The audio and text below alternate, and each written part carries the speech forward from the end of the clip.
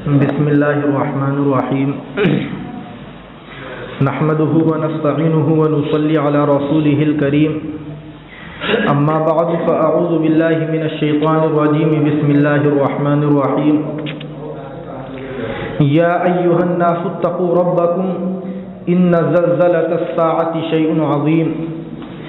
يوم ترونها تذهل كل مرضعة عما أرضعت وتضع كل ذات حمل حملها وترى الناس سكارى وما هم بسكارى ولكن عذاب الله شديد وقال الله تعالى يا أيها الذين آمنوا كونوا قوامين بالقسط شهداء لله ولو على أنفسكم أو الوالدين والأقربين إن يكن غنيا أو فقيرا فالله أولى بهما فلا تتبعوا الهوى أن تعدلوا وعن أبي هريرة رضي الله تعالى عنه قال النبي صلى الله تعالى عليه وسلم سبعة يظلهم الله في ظله يوم لا ظل إلا ظله إمام عادل وشاب نشأ في عبادة الله ورجل قلبه معلق في المساجد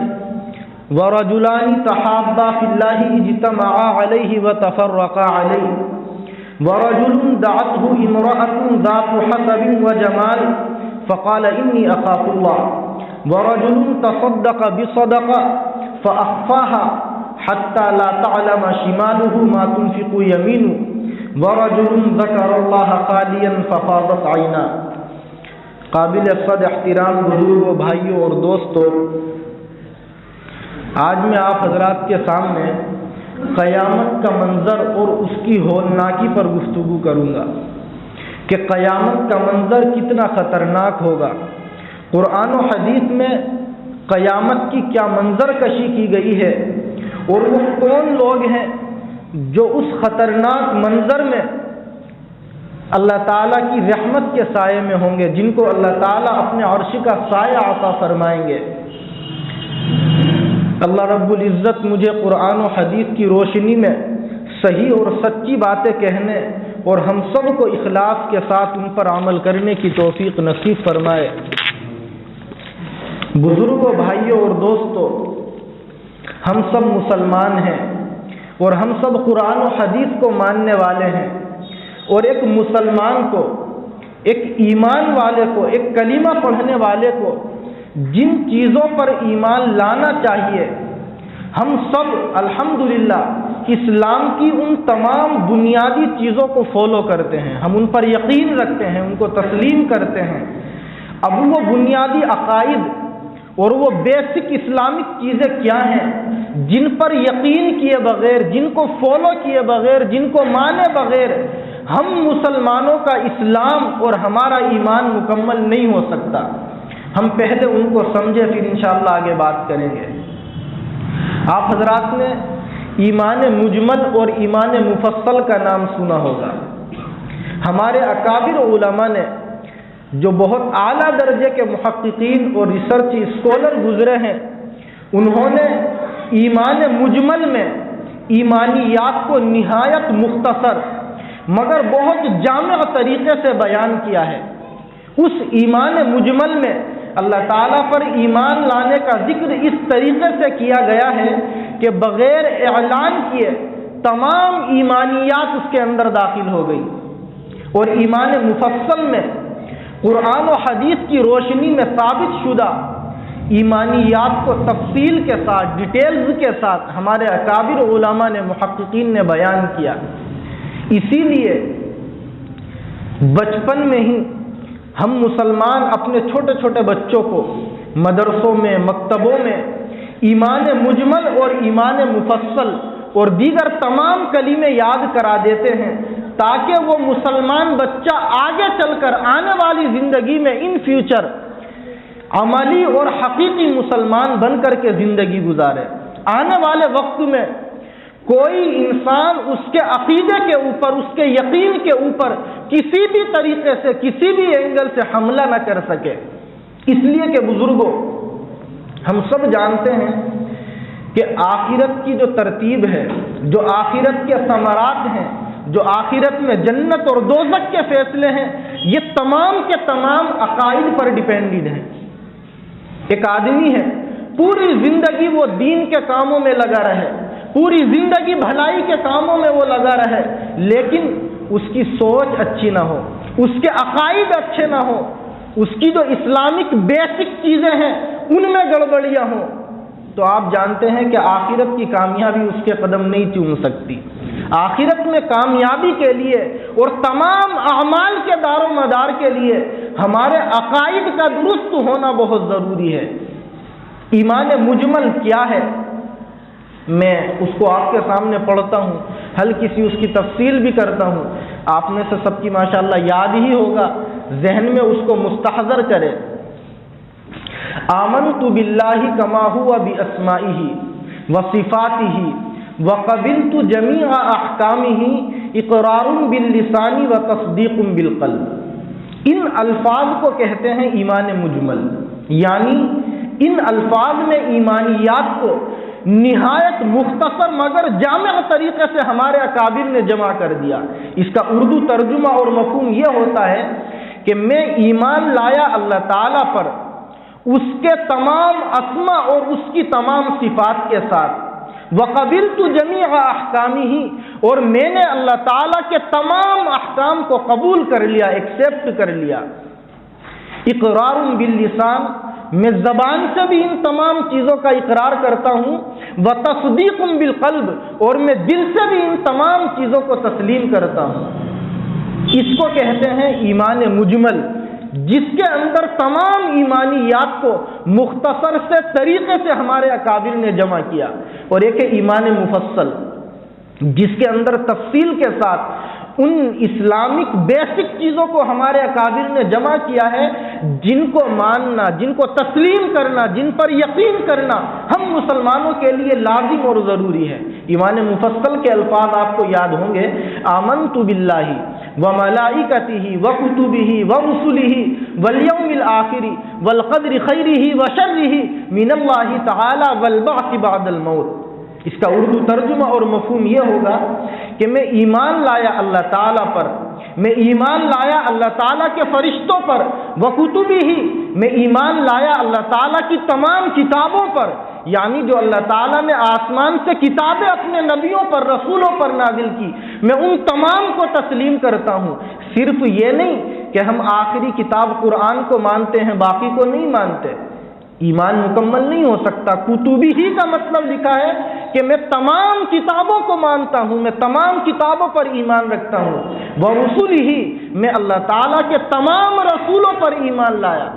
صرف یہ نہیں کہ ہم نے اپنے نبی آخر الزماں محمد الرسول اللہ صلی اللہ علیہ وسلم کو تسلیم کر لیا، اور پچھلے آئے ہوئے نبیوں میں سے کسی ایک نبی کی نبوت پر ہمیں شک ہے یا ہم اس کو تسلیم نہیں کرتے، ایمان مکمل نہیں ہو سکتا۔ ورسلہ کا مطلب میں تمام دنیا میں آنے والے رسولوں پر ایمان رکھتا ہوں، میں ان تمام کو تسلیم کرتا ہوں۔ آگے لکھتے ہیں والیوم الآخر، میں آخرت کے دن پر بھی ایمان لایا، والقدر خیرہ وشرہ، میں اچھی بری تقدیر کے اللہ تعالیٰ کی طرف سے ہونے پر ایمان لایا، والبعث بعد الموت، اور میں مرنے کے بعد دوبارہ زندہ کیے جانے پر بھی ایمان لایا۔ یہ ہے بزرگوں ایمان مفصل۔ اس ایمان مفصل میں ٹوٹل 7 چیزیں ہمارے اکابر نے ذکر کی ہیں، جن پر یقین کیے بغیر، جن کو تسلیم کیے بغیر ہمارا ایمان مکمل نہیں ہو سکتا۔ ان پر انشاءاللہ کبھی تفصیل سے ہم گفتگو کریں گے۔ ان 7 چیزوں میں بزرگوں ایک چیز ہے والیوم الآخر، کہ میں ایمان لایا آخرت کے دن پر، اور ایک چیز ہے والبعث بعد الموت، کہ میں ایمان لایا مرنے کے بعد دوبارہ زندہ کیے جانے پر۔ یعنی ہم مسلمانوں کا یہ عقیدہ اور یقین ہے کہ قیامت آئے گی، اور ایک دن اس دنیا کے نظام کو ختم کر دیا جائے گا، اور قیامت کے بعد میدان محشر قائم ہوگا، حساب و کتاب لیا جائے گا، اعمال کا وزن کیا جائے گا، اور پھر اس کے بعد میں انسانوں کے حق میں جنت کا اور دوزخ کا فیصلہ انصاف کے ساتھ میں کر دیا جائے گا۔ اگر کوئی شخص، اگر کوئی ایمان والا، کلمہ پڑھنے والا ان تمام باتوں میں سے کسی ایک بات کو بھی تسلیم نہیں کرے گا. اس کو آخرت کے آنے پر، یا آخرت کو تو وہ مانتا ہے لیکن آخرت میں دوبارہ زندہ کیے جانے پر شک و شبہ ہوگا، وہ اس کو تسلیم نہیں کرے گا. ہمارے اکابر لکھتے ہیں بزرگوں، اس کا ایمان اور اسلام قابل قبول نہیں ہوگا. اس لیے کہ ہم جانتے ہیں کہ قرآن و حدیث میں بہت سارے مقامات پر، بہت ساری جگہوں پر اللہ نے اور اللہ کے نبی صلی اللہ علیہ وسلم نے آخرت کا تذکرہ کیا، قیامت کا تذکرہ کیا اور قیامت میں دوبارہ زندہ کیے جانے کا بھی تذکرہ کیا. ایک تحقیق کے مطابق، ایک سروے کے انوسار قرآن کریم میں یعنی آخرت کا جو تذکرہ ہے، مرنے کے بعد کی جو زندگی ہے اس کا جو تذکرہ ہے وہ 113 ٹائمز ہے. 113 مرتبہ پورے قرآن کریم میں اللہ تعالیٰ نے آخرت کا تذکرہ کیا ہے، قیامت کا تذکرہ کیا ہے. اس لیے اگر کوئی شخص آخرت کا انکار کرے گا، آخرت میں دوبارہ زندہ کیے جانے کا انکار کرے گا، اس کا ایمان مکمل نہیں ہو سکتا. بزرگوں، قرآن کریم میں 29ویں پارے میں باضابطہ ایک سورت ہے جس سورت کا نام ہی ہے سورۃ القیامہ، یعنی قیامت کے نام سے باضابطہ 29ویں پارے میں ایک سورت اللہ تعالیٰ نے نازل فرمائی ہے جو قرآن کریم کی 75ویں نمبر کی مکی سورت ہے. اس سورت کی پہلی اور دوسری آیت میں اللہ تعالیٰ قیامت کی قسم کھا کر کے معاد کے حتمی ہونے اور قیامت کے دن پیش آنے والے واقعات کا ذکر فرماتے ہیں. چنانچہ اللہ تعالیٰ نے ارشاد فرمایا تیسری اور چوتھی آیت میں کہ اَيَحْسَبُ الْإِنسَانُ أَن لَّن نَّجْمَعَ عِظَامَهُ. اللہ فرماتے ہیں کہ کیا انسان یہ خیال کرتا ہے، کیا انسان یہ سوچتا ہے کہ ہم اس کی ہڈیوں کو دوبارہ جمع نہیں کر سکیں گے؟ اللہ فرماتے ہیں بلا قادرین علی ان نسوی بنانا، کہ ہم اس بات پر بھی قدرت رکھتے ہیں کہ ہم اس کی پور پور کو بھی سیدھا کر دیں. بنان کہتے ہیں یہ جو ہماری انگلیوں کے پوروے ہوتے ہیں. اللہ فرماتے ہیں کہ ہڈیوں کو جمع کرنا تو بہت دور کی بات، ہم تو اس کی پور پور کو بھی درست اور سیدھا کر دیں گے. اور اس زمانے میں اس چیز کو سمجھنا بڑا آسان ہے. آپ جانتے ہیں ہمارے جو آدھار کارڈ بنتے ہیں ان پر ہمارے انگلیوں کے پرنٹ لیے جاتے ہیں. یہ جو ہماری انگلیوں کے پرنٹ اس پر لیے جاتے ہیں، فنگر پرنٹ. آپ جانتے ہیں کہ مرنے کے بعد اگر کوئی انسان اس سچویشن میں پہنچ جائے کہ اس کو پہچاننا پاسبل نہ ہو. جنید جمشید صاحب کا حادثہ ہوا تھا، ایک طیارہ جب کریش ہوا تھا تو ان کی باڈی کو اسی انگلی کے پرنٹ کے ذریعے سے پہچانا گیا.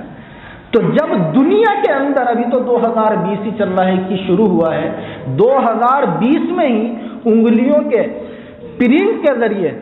فنگر پرنٹ کے ذریعے ایک انسان جس کو اللہ نے عقل دی، اللہ نے پیدا کیا، وہ انسان کو پہچان جاتا ہے. تو بزرگوں، وہ اللہ جس نے انسان کو یہ پہچاننے کی صلاحیت دی، کیا وہ قیامت کے دن انسان کو دوبارہ زندہ نہیں کر سکتا؟ اس زمانے میں تو اس بات کو سمجھنا بہت آسان ہے. لیکن اس زمانے میں،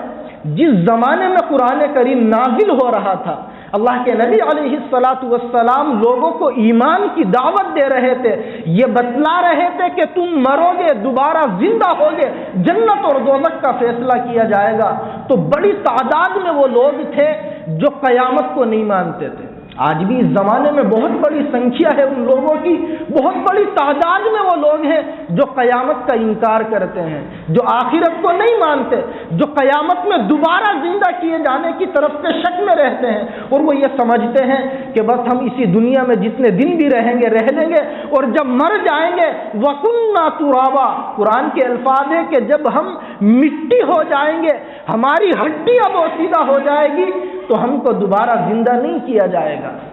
قرآن کریم میں سورہ یاسین کی آیت نمبر 78 کا جو شان نزول ہے وہ یہی ہے. مفسرین لکھتے ہیں کہ ایک مرتبہ ابی ابن خلف اور بعض روایتوں میں ولید ابن مغیرہ کا بھی تذکرہ ملتا ہے. وہ اللہ کے نبی علیہ الصلاۃ والسلام کی خدمت میں آیا اور اس نے اپنے ہاتھ میں کچھ بوسیدہ ہڈیاں لی ہوئی تھی. یعنی وہ ہڈیاں اتنی گل سڑ چکی تھی کہ ان کو انگلیوں سے مسل کر کے اڑا دینا بڑا آسان تھا۔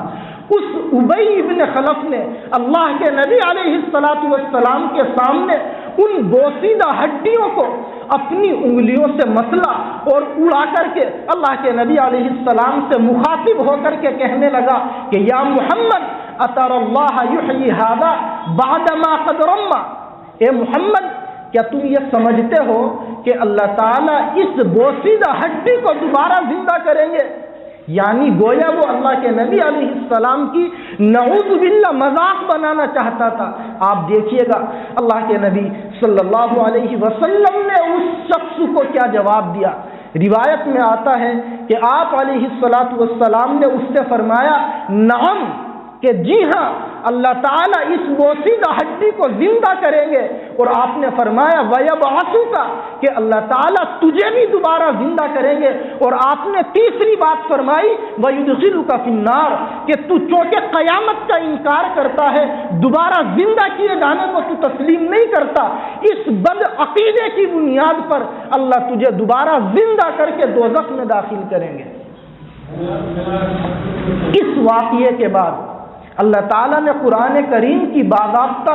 78ویں سورہ یاسین کی آیت کو نازل فرمایا، جس میں اللہ تعالیٰ فرماتے ہیں کہ وَضَرَبَ لَنَا مَثَلًا وَنَسِيَ خَلْقَهُ قَالَ مَن يُحْيِي الْعِظَامَ وَهِيَ رَمِيمٌ، کہ یہ شخص یعنی ابی ابن خلف ہمارے سامنے ایک مثال بیان کرتا ہے، اور اللہ فرماتے ہیں وَنَسِيَ خَلْقَهُ، اسے اپنی پیدائش کا منظر یاد نہیں ہے، اپنی پیدائش کو یہ بھولے پڑا ہے۔ اگر یہ شخص اپنی پیدائش پر غور کر لے کہ کس طریقے سے ایک نطفے سے ناپاک نطفے کی شکل میں اللہ تعالیٰ نے اس کا وجود بخشنے کے بعد اس کو دنیا کی زندگی عطا کی، تو اس کی یہ سارا منظر سمجھ میں آ جائے گا۔ اللہ فرماتے ہیں کہ یہ کہتا ہے کہ اس بوسیدہ ہڈی کو کون زندہ کرے گا؟ قل یحییھا الذی انشأھا اول مرہ، اے محمد آپ اس سے کہہ دو، اس شک کرنے والے کو بتلا دو، اسے جواب دے دو، یحییھا الذی انشأھا اول مرہ، کہ اس کو وہ اللہ زندہ کرے گا، انشأھا اول مرہ، جس نے اس کو پہلی مرتبہ پیدا کیا تھا۔ وَهُوَ بِكُلِّ خَلْقٍ عَلِيمٌ، اللہ نے اپنی قدرت کو بتلایا کہ وہ اللہ اتنی بڑی قدرت والا ہے کہ اپنی ساری مخلوق کو بہت اچھے طریقے سے وہ جانتا ہے۔ تو بزرگوں، میں عرض کر رہا تھا کہ ہم مسلمان ہیں، قرآن و حدیث کو فالو کرتے ہیں، ایمان والے ہیں، ایمان کا کلمہ پڑھتے ہیں، تو ہم مسلمانوں کا یہ عقیدہ اور یقین ہونا چاہیے کہ ہم ایک نہ ایک دن مریں گے، اور مرنے کے بعد ہمیں دوبارہ زندہ کیا جائے گا، اور ہمارے اعمال کا حساب و کتاب ہوگا، اور پھر جنت اور دوزخ کا فیصلہ کیا جائے گا۔ قرآن کریم میں سورہ قمر کی آیت نمبر 1 میں ہی اللہ تعالیٰ نے قیامت کا تذکرہ کیا اور ارشاد فرمایا اقتربت الساعۃ وانشق القمر، کہ قیامت قریب ہے، چاند شق ہو گیا۔ اور سورہ غافر کی آیت نمبر 59 میں اللہ تعالیٰ قیامت کا تذکرہ کرتے ہیں اور ارشاد فرماتے ہیں کہ ان الساعۃ لآتیۃ، کہ قیامت یقینی طور پر آئے گی، لا ریب فیہا، قیامت کے آنے میں کسی قسم کا کوئی شک نہیں ہے، ولکن اکثر الناس لا یؤمنون، اللہ فرماتے ہیں کہ پھر بھی بہت بڑی تعداد میں وہ لوگ ہیں جو قیامت کے آنے کو نہیں مانتے۔ قیامت آئے گی، اس بات کا تذکرہ قرآن کریم نے جگہ جگہ کیا، اور قیامت کا منظر کتنا خطرناک ہوگا خود اللہ تعالیٰ نے سورہ حج کی آیت نمبر 1 اور 2 میں اس کا ارشاد فرمایا تذکرہ کرتے ہوئے کہ یا ایھا الناس اتقوا ربکم ان زلزلۃ الساعۃ شیء عظیم، اللہ فرماتے ہیں کہ اے لوگو تم اپنے پروردگار سے ڈرتے رہو، ان زلزلۃ الساعۃ شیء عظیم، بے شک قیامت کا جو زلزلہ ہے، جو قیامت کا منظر ہے، وہ بہت خطرناک چیز ہے۔ یعنی قیامت کے منظر کو خود خطرناک ہونا اللہ تعالیٰ قرآن میں بتلاتے ہیں، اور فرمایا کتنا خطرناک وہ منظر ہوگا، یوم ترونہا تذہل کل مرضعۃ عما ارضعت، کہ وہ دن اتنا بھیانک اور اتنا خطرناک ہوگا کہ ہر دودھ پلانے والی عورت اپنے دودھ پلاتے ہوئے بچے کو بھی بھول جائے گی۔ مفسرین نے لکھا ہے کہ اس بات کا تذکرہ اللہ نے اس لیے کیا کہ چونکہ ہم اپنی آنکھوں سے مشاہدہ کرتے ہیں کہ وہ عورت جو اپنے بچے کو دودھ پلاتی ہے اسے سب سے زیادہ محبت اپنے دودھ پیتے بچے سے ہوتی ہے۔ اللہ تعالیٰ فرماتے ہیں کہ وہ منظر اتنا خطرناک ہوگا، اتنا بھیانک ہوگا کہ دودھ پلانے والی عورت اپنے دودھ پیتے بچے کو بھی بھول جائے گی، اسے اپنی فکر ہوگی، بچے کی کوئی فکر نہیں۔ اللہ آگے فرماتے ہیں وَتَضَعُ كُلُّ ذَاتِ حَمْلٍ حَمْلَهَا، وہ منظر اتنا خطرناک ہوگا کہ اس منظر کی خطرناکی کی وجہ سے ہر حاملہ عورت اپنے حمل کو بھی جنم دے دے گی، اپنے حمل کو گرا دے گی۔ اللہ فرماتے ہیں وَتَرَى النَّاسَ سُكَارَىٰ، وہ منظر اتنا خطرناک اور اتنا بھیانک ہوگا کہ آپ جب لوگوں کو دیکھیں گے تو ایسا لگے گا کہ تمام لوگ نشے کی حالت میں ہیں، لیکن اللہ فرماتے ہیں وَمَا هُمْ بِسُكَارَىٰ، کوئی بھی انسان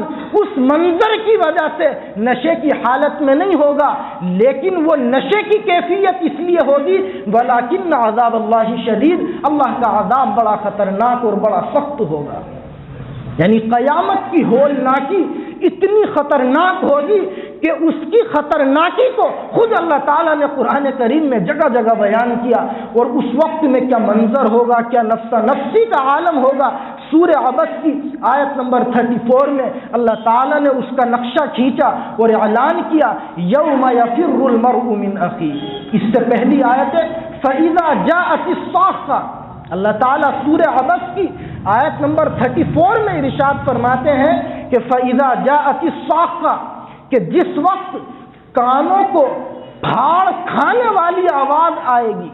یعنی وہ منظر اتنا خطرناک ہوگا کہ ایسا لگے گا آدمی کو کہ شاید ہمارے کانوں کے پردے پھٹ جائیں گے۔ اللہ فرماتے ہیں یوم یفر المرء من اخیہ، وہ دن اتنا بھیانک ہوگا، اتنا سنگین اور خطرناک ہوگا کہ انسان اپنے سگے بھائی سے دور بھاگے گا۔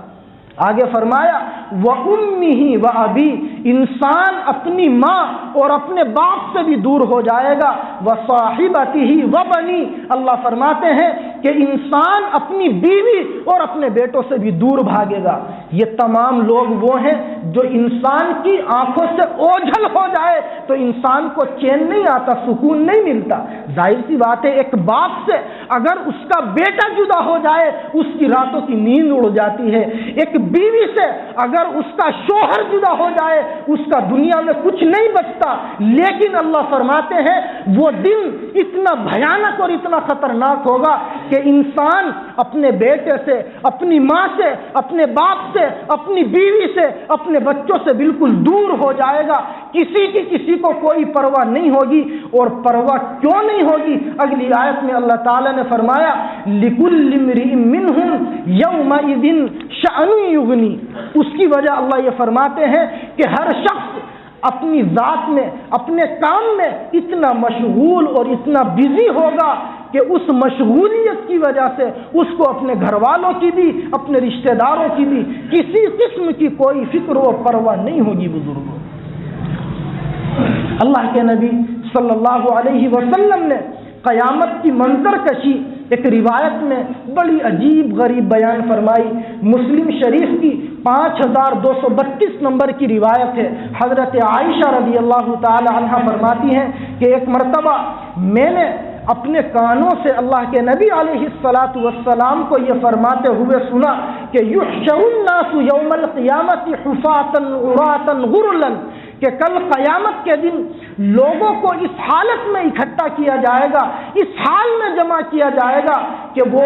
ننگے پاؤں ہوں گے، ننگے بدن ہوں گے اور ننگے سر ہوں گے۔ حضرت عائشہ رضی اللہ عنہا نے جب اللہ کے نبی کی زبان سے یہ بات سنی کہ کل قیامت کے دن لوگ ننگے بدن جمع کیے جائیں گے، آپ نے فوراً ایک بات کو کلیئر کرنے کے لیے سوال کیا کہ یا رسول اللہ، النساء والرجال جميعا ينظر بعضهم الى بعض، اے اللہ کے رسول اس وقت میں مرد اور عورتیں ایک جگہ جمع ہوں گے، ایک دوسرے کو دیکھیں گے، ننگے بدن ہوں گے تو بڑی شرم آئے گی۔ اللہ کے نبی صلی اللہ علیہ وسلم نے اس منظر کی خطرناکی کو بیان کیا اور ارشاد فرمایا تھا بزرگوں کہ یا عائشہ الامر اشد من ان ينظر بعضهم الى بعض، معاملہ اتنا خطرناک اور اتنا سنگین ہوگا کہ ایک انسان کو دوسرے انسان کو دیکھنے کی کوئی فکر نہیں ہوگی۔ قرآن نے اسی کو یوں کہا لِكُلِّ امْرِئٍ مِّنْهُمْ يَوْمَئِذٍ شَأْنٌ يُغْنِي،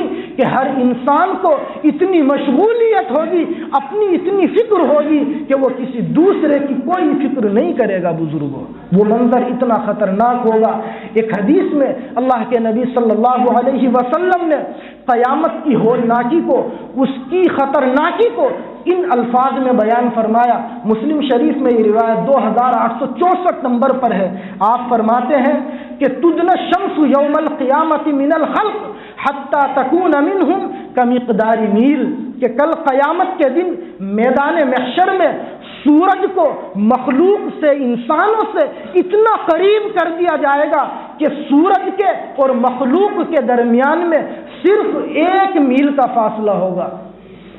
آپ ذرا تصور کریں، سوچیں بزرگوں کہ یہ سورج جو کروڑوں اربوں میل اوپر اگتا ہے، گرمیوں کے موسم میں مئی جون میں سورج کی روشنی میں جب ہم نکلتے ہیں، سڑک کے اوپر ہم گاڑی سے سفر کرتے ہیں تو بزرگوں ہماری حالت خراب ہو جاتی ہے۔ جب یہ سورج 1 میل قریب انسانوں کے آ جائے گا، آپ تصور نہیں کر سکتے کہ وہ منظر کتنا خطرناک اور بھیانک ہوگا۔ اللہ کے نبی صلی اللہ علیہ وسلم نے اسی روایت میں آگے یہ ارشاد فرمایا کہ فَيَكُونُ النَّاسُ عَلَى قَدْرِ أَعْمَالِهِمْ فِي الْعَرَقِ، کہ لوگ اپنے اپنے اعمال اور اپنی اپنی کرتوتوں کی بنیاد پر پسینے میں شرابور ہوں گے، پسینے میں ڈوبے ہوئے ہوں گے۔ لوگ اپنے اپنے اعمال کے اعتبار کے،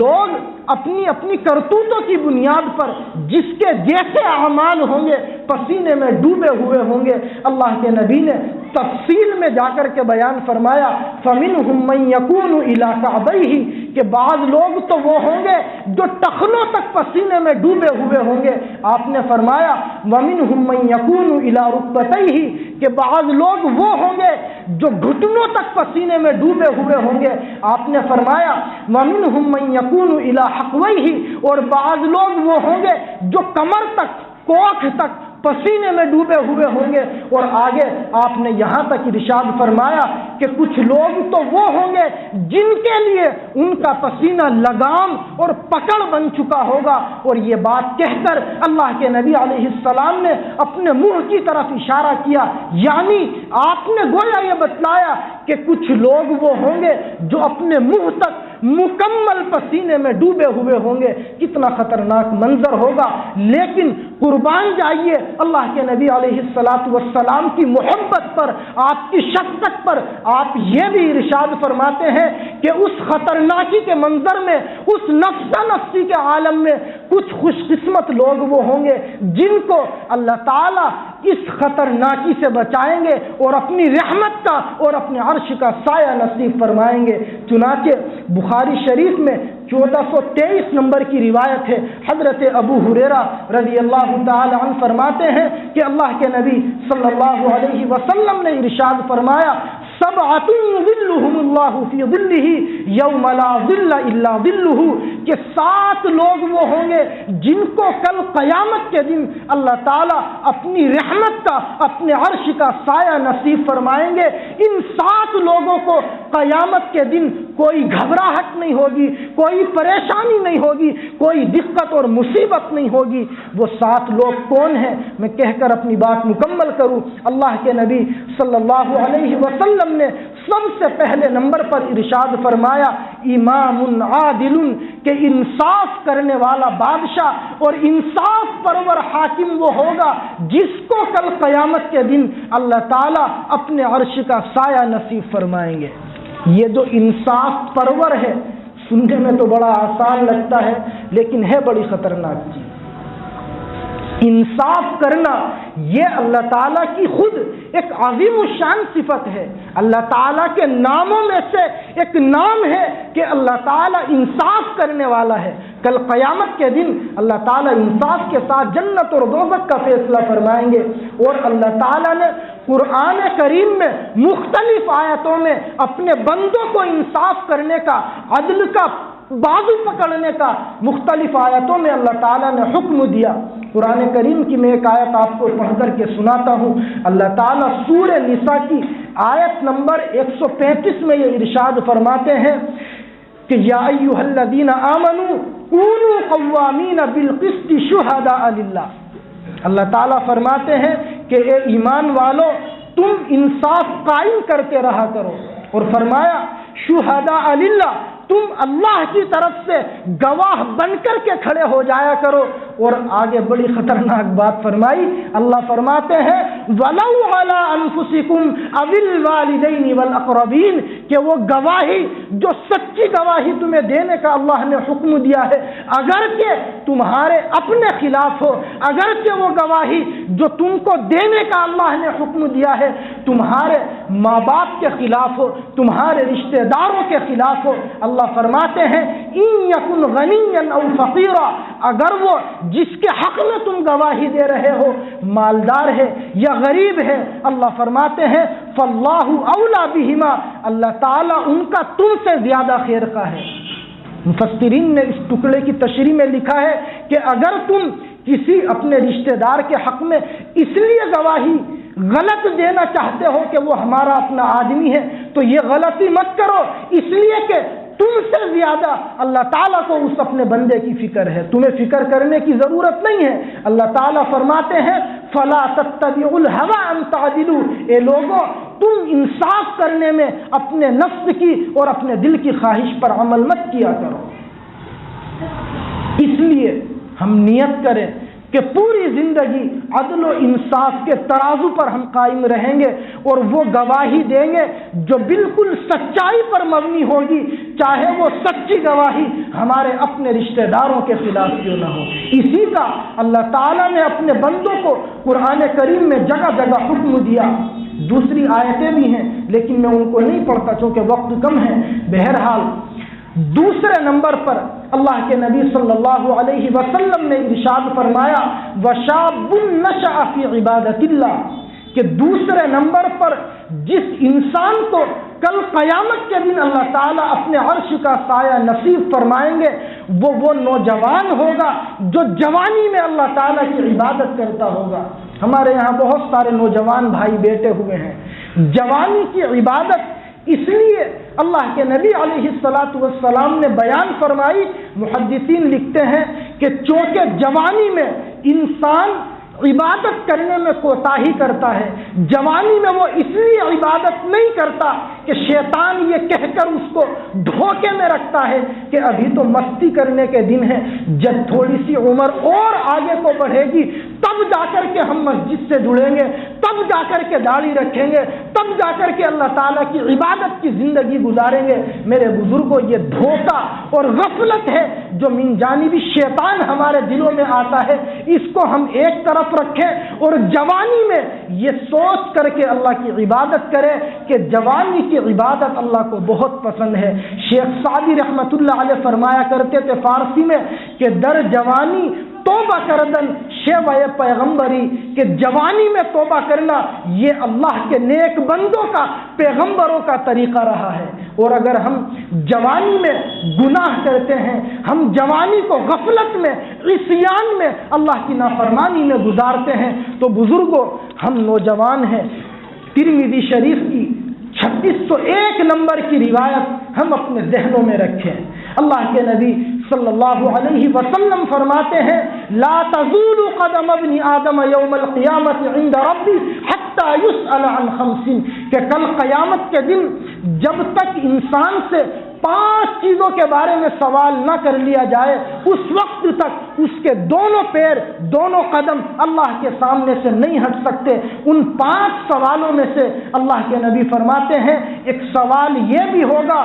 کہ عن شبابہ فیما ابلا، یہ بتلائیے ہم نے تم کو جوانی کی جو زندگی دی تھی، تم نے اس جوانی کی زندگی کو کہاں گوایا؟ اگر ہم نے اللہ کی عبادت کی ہوگی عرش کا سایہ نصیب ہوگا، اور اگر ہم نے اللہ کی نافرمانی کی ہوگی تو ہم شیطان کے جھانسے میں آ کر جو گناہ کرتے ہیں ہم اس کا جواب بھی تیار رکھیں، اور جواب کچھ نہیں ہوگا علاوہ شرمندگی کے، علاوہ عذاب کے۔ اس لیے بزرگوں، جوانی کی عبادت اللہ کو بہت پسند ہے۔ ہم جو لوگ جوان ہیں، نوجوان ہیں، وہ اپنی جوانی کی قدر و قیمت کرے، اس لیے کہ کچھ پتہ نہیں ہماری یہ جوانی کب آگے بڑھاپے میں تبدیل ہو، اور کیا پتہ ہے کہ بڑھاپا آئے بھی یا نہ آئے، جوانی میں ہم دنیا سے رخصت ہو جائے۔ آپ کو یاد ہوگا ہمارے ہی پڑوسی مشیر بھائی،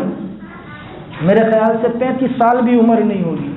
اسی مسجد میں بڑی پابندی سے نماز پڑھتے تھے۔ عصر کی نماز یہاں پڑھ کر کے گئے، اور مغرب کی نماز کے لیے وہ مسجد میں نہیں آئے، وضو کرنے کے لیے جب بیٹھے اچانک سے درد ہوا، اٹیک کا اثر ہوا، اور مغرب کے کچھ دیر کے بعد اسپتال بھی نہیں پہنچ پائے، اللہ کو پیارے ہو گئے۔ 32-33 سال ہی غالباً ان کی عمر تھی۔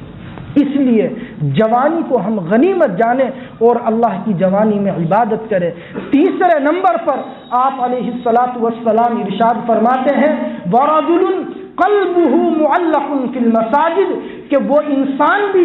اللہ کے عرش کے سائے میں ہوگا جس کا دل مسجد میں لگا رہتا ہو۔ دل مسجد میں لگے رہنے کا کیا مطلب ہے؟ ترمذی شریف میں اسی روایت میں جلد 1 صفحہ 62 پر جو الفاظ اللہ کے نبی نے استعمال کیے ہیں آپ انہی کو سنیں۔ آپ علیہ الصلاۃ والسلام ارشاد فرماتے ہیں وَرَجُلٌ كَانَ قَلْبُهُ مُعَلَّقًا بِالْمَسْجِدِ، کہ وہ شخص بھی عرش کے سائے میں ہوگا جس کا دل مسجد میں لگا رہتا ہے اذا خرج منه حتى يعود الیہ، یعنی جب وہ مسجد سے نکلے تو چاہے دنیا کے تقاضوں میں بزی رہے لیکن اس کے دل میں یہ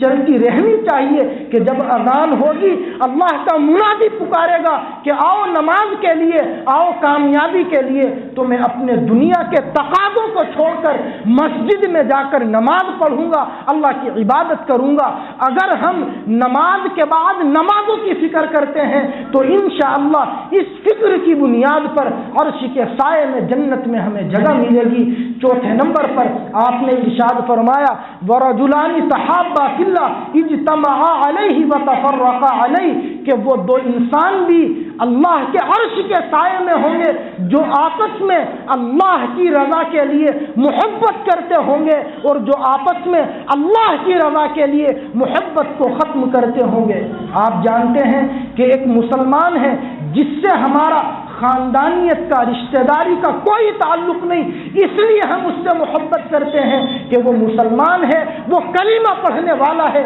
وہ نماز روزے کی پابندی کرتا ہے۔ اس محبت کی بنیاد پر اگر یہ اللہ کی رضا کے لیے ہو، دنیاوی غرض اور لالچ کی بنیاد پر نہ ہو، انشاءاللہ ہمیں محبت کی بنیاد پر اللہ عرش کا سایہ نصیب فرمائیں گے۔ اور اگر کسی سے نفرت بھی ہو تو وہ نفرت بھی اسلام کی بنیاد پر ہو۔ مثال کے طور پر ایک مسلمان ہے، کلمہ پڑھنے والا، لیکن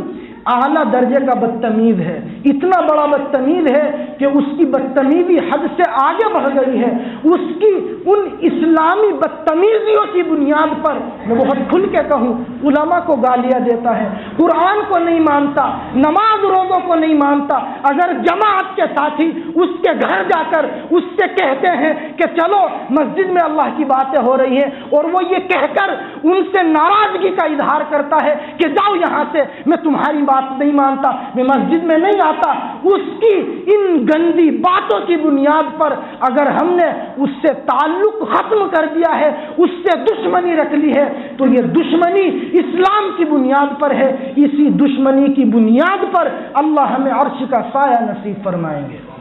دشمنی ہو یا محبت ہو اللہ کے لیے ہو، ذاتی غرض اور ذاتی مفاد کے لیے نہ ہو، تو اللہ تعالیٰ عرش کا سایہ نصیب فرمائیں گے۔ اور اللہ کے لیے محبت کرنا، اللہ کے لیے نفرت کرنا اتنا عظیم الشان عمل ہے کہ ہم تصور نہیں کر سکتے۔ آپ دیکھیے گا ابو داؤد شریف میں 4599 نمبر کی روایت ہے، اللہ کے نبی علیہ السلام فرماتے ہیں افضل الاعمال، آپ الفاظ پر غور کریں، افضل الاعمال کا مطلب ہے کہ تمام کاموں میں جو سب سے اچھا اور پسندیدہ کام ہے اللہ کی نظروں میں، الحب فی اللہ والبغض فی اللہ، وہ کام ہے اللہ کے لیے کسی سے محبت کرنا اور اللہ کے لیے کسی سے دشمنی اور نفرت کرنا۔ 5ویں نمبر پر اللہ کے نبی علیہ الصلاۃ والسلام نے ارشاد فرمایا کہ رجل دعته امرأة ذات منصب وجمال فقال انی اخاف اللہ، کہ وہ انسان بھی عرش کے سائے میں ہوگا جس کو کسی حسب و جمال والی عورت نے، خوبصورت اسمارٹ عورت نے گناہ کی دعوت کے لیے اپنے پاس بلایا ہو، اور یہ انسان یہ کہہ کر اس کی دعوت کو قبول نہ کرتا ہو، انی اخاف اللہ، کہ میں اللہ سے ڈرتا ہوں، میں تیرے ساتھ زنا نہیں کر سکتا۔ 6 نمبر پر آپ نے ارشاد فرمایا کہ رجل تصدق بصدقہ فاخفاها حتی لا تعلم شمالہ ما تنفق یمینہ، کہ وہ انسان بھی عرش کے سائے میں ہوگا جو اس طریقے سے صدقہ کرتا ہو کہ اگر اس نے اپنے دائیں ہاتھ سے اللہ کے راستے میں کچھ صدقہ کیا ہو تو اس کے بائیں ہاتھ کو بھی پتہ نہ چلے کہ دائیں ہاتھ سے اس نے اللہ کے راستے میں کیا خرچ کیا۔ محدثین لکھتے ہیں کہ یہ اعلیٰ درجے کا کنایہ ہے اس بات سے، اور اعلیٰ درجے کی ترغیب ہے صدقہ کرنے والوں کے لیے کہ اگر تم اللہ کے راستے میں صدقہ اور خیرات کرتے ہو تو اس طریقے سے کرو کہ تمہارے صدقے اور خیرات میں ریاکاری نہ ہو، دکھلاوا نہ ہو، شہرت اور نام و نمود نہ ہو۔ اس لیے کہ مسلمانوں، ہم جانتے ہیں اگر ہمارے کسی نیک عمل میں وہ صدقے والا عمل ہو یا نماز والا عمل ہو یا روزے اور زکوٰۃ والا عمل ہو، ریاکاری ہوگی، دکھلاوا ہوگا، شہرت ہوگی، اللہ کے یہاں ہمارا وہ ریاکاری والا عمل قابل قبول نہیں ہوگا۔ اللہ کے یہاں وہی عمل قابل قبول ہوگا جو صرف اللہ کی رضا کے لیے کیا جائے۔ ایک بات ہم یاد رکھیں کہ اللہ کے راستے میں چھپا کر کے خرچ کرنے کی بھی تاکید آئی ہے، اور اللہ کے راستے میں اعلانیہ طور پر نام کے ساتھ خرچ کرنے کی بھی فضیلت وارد ہوئی ہے۔ چنانچہ قرآن کریم میں سورہ بقرہ کی آیت نمبر 274 میں اللہ تعالیٰ ارشاد فرماتے ہیں کہ الذین ينفقون اموالهم باللیل والنہار سرا وعلانیہ، کہ جو لوگ اپنے مالوں کو رات اور دن میں خرچ کرتے ہیں، سرن علانیتاً، سرن کا مطلب ہے کہ وہ لوگ اپنے مال کو اللہ کے راستے میں چھپا کر کے خرچ کرتے ہیں، اور علانیہ کا مطلب ہے وہ اپنے مال کو اللہ کے راستے میں اعلانیہ طور پر خرچ کرتے ہیں۔ اللہ فرماتے ہیں فَلَهُمْ أَجْرُهُمْ عِنْدَ رَبِّهِمْ، ان لوگوں کے لیے ان کے رب کے پاس بہت بڑا اجر ہے، وَلَا خَوْفٌ عَلَيْهِمْ وَلَا هُمْ يَحْزَنُونَ، ایسے لوگوں پر کل قیامت کے دن نہ کوئی ڈر ہوگا اور نہ وہ غمگین ہوں گے۔ اس آیت کی تشریح میں علامہ ساوی رحمۃ اللہ علیہ نے تفسیر ساوی میں لکھا ہے کہ یہ آیت صدیق اکبر کے بارے میں نازل ہوئی، بعد میں عثمان غنی کے بارے میں بھی لکھا ہے، اور وہ لکھتے ہیں کہ ایک مرتبہ صدیق اکبر رضی اللہ تعالی عنہ نے اللہ کے راستے میں 40,000 دینار خرچ کیے۔ تفصیل ان کی یہ تھی کہ 10,000 دینار رات میں خرچ کیے، اور 10,000 دینار دن میں خرچ کیے، اور 10,000 دینار چھپا کر کے خرچ کیے، اور 10,000 دینار اعلانیہ طور پر خرچ کیے۔ اور عثمان غنی کے بارے میں اگر یہ آیت نازل ہوئی ہو تو مفسرین لکھتے ہیں کہ ایک مرتبہ حضرت عثمان غنی رضی اللہ تعالی عنہ نے اللہ کے راستے میں 4 درہموں کو خرچ کیا۔ تفصیل ان کی یہ تھی 1 درہم کو رات میں خرچ کیا، 1 کو دن میں، 1 کو چھپا کر اور 1 کو اعلانیہ طور پر۔ ان دونوں حدیثوں سے اور اس آیت سے مفسرین اور محدثین نے یہ نتیجہ اخذ کیا ہے کہ اگر ہم اللہ کے راستے میں اعلانیہ طور پر نام کے ساتھ خرچ کرتے ہیں لیکن ہماری نیت یہ ہے کہ اللہ ہم سے راضی ہو جائے، مثال سے ہم اس کو سمجھ سکتے ہیں، اعلان ہوا کہ بھائی مسجد میں فلاں چیز کی ضرورت ہے، کون صاحب مدد کریں گے؟ ایک صاحب اس لیے کھڑے ہوئے کہ بھائی میری طرف سے اتنے پیسے، وہ کھڑے ہو کر اس لیے سب کے سامنے آئے، دل میں ان کے یہ ہے کہ میں اگر پہل کروں گا تو شاید مجھے دیکھ کر اور لوگ بھی اس نیک کام میں حصہ لیں گے۔ تو اگرچہ انہوں نے اعلانیہ طور پر سب کے سامنے کھڑے ہو کر کے خرچ کیا، لیکن انما الاعمال بالنیات، تمام اعمال نیتوں پر ڈیپینڈ کرتے ہیں۔ ان کی نیت جو کہ اچھی ہے، اس لیے یہ نہیں کہا جا سکتا کہ اس کا صدقہ قبول نہیں۔ کیا پتہ اللہ تعالیٰ اس کو چھپا کر کے صدقہ کرنے سے بھی زیادہ دے دے، کیونکہ ان کی نیت اچھی ہے۔ لیکن ایک بات یاد رکھیں، مفسرین لکھتے ہیں کہ اس آیت مبارکہ میں رات کے خرچ کرنے کو دن کے خرچ کرنے سے اور چھپا کر کے خرچ کرنے کو اعلانیہ طور پر خرچ کرنے سے پہلے بیان کیا گیا ہے۔ اس میں اس طرف اشارہ دیا گیا مسلمانوں کو کہ تم چھپا کر کے جو خرچ کرو گے وہ اللہ کے یہاں زیادہ پسندیدہ ہوگا اس خرچ کرنے سے جو تم اعلانیہ طور پر خرچ کرو گے۔ اس لیے آج کل سردیوں کا موسم بھی ہے، اگر ہم کسی کو کمبل بھی، لحاف بھی یا کوئی چادر بھی، جیکٹ بھی صدقہ کرتے ہیں تو ریاکاری نہیں ہونی چاہیے، کیمرہ آن کر کے اس کو پبلش نہیں کرنا چاہیے، ورنہ بزرگوں یہ روایت ہمارے سامنے ہے کہ اگر ہم اللہ کے راستے میں نام و نمود کے لیے، شہرت کے لیے صدقہ کریں گے، کل قیامت کے دن منہ پر مار دیا جائے گا، قبول نہیں کیا جائے گا۔ اور اگر ہم اس درجے چھپا کر کے خرچ کریں گے کہ ہم اگر دائیں سے خرچ کریں تو بائیں کو بھی پتہ نہ چلے، اس کو اگر اللہ قبول کر لے تو انشاءاللہ اس کی قبولیت کی بنیاد پر اللہ ہمیں عرش کا سایہ نصیب فرمائیں گے۔ آخری نمبر پر، 7ویں نمبر پر آپ نے ارشاد فرمایا وَرَجُلٌ ذَكَرَ اللَّهَ خَالِيًا فَفَاضَتْ عَيْنَاهُ، کہ وہ شخص بھی عرش کے سائے میں ہوگا جو تنہائی میں، اکیلے پن میں اللہ تعالیٰ کا ذکر کر کے اللہ تعالیٰ کے خوف سے، خوف خدا سے رونے والا ہو۔ علامہ ابن بطال رحمۃ اللہ علیہ فرمایا کرتے تھے کہ اس ٹکڑے میں خوف خدا سے رونے کی فضیلت اللہ کے نبی نے بیان فرمائی ہے۔ اس لیے مسلمان بندے کو چاہیے کہ وہ کچھ نہ کچھ وقت تنہائی میں گزارے تاکہ اس کو اپنے گناہوں پر شرمندگی ہو اور وہ اخلاص کے ساتھ اپنے رب کریم کی بارگاہ میں گریہ وزاری کر سکے، گڑ گڑا سکے، اپنی بخشش کے لیے رو سکے، اس لیے کہ ہم جانتے ہیں کہ مضطر کی دعا کو اللہ تعالیٰ بہت زیادہ قبول فرماتے ہیں۔ تو بزرگوں، یہ 7 لوگ وہ ہیں جو خوش قسمت ہیں جن کو کل قیامت کے دن اللہ تعالیٰ اپنی رحمت کا، اپنے عرش کا سایہ نصیب فرمائیں گے۔ دعا بھی کریں اور محنت بھی کریں کہ ہم ان 7 کے 7 لوگوں میں یا کسی ایک قسم کے لوگوں میں تو ہم کم سے کم شامل ہو جائیں۔ اللہ تعالی ہم سب کو بھی اپنے عرش کا اور اپنی رحمت کا کل قیامت کے دن سایہ نصیب فرمائے۔ والسلام علیکم ورحمۃ اللہ وبرکاتہ۔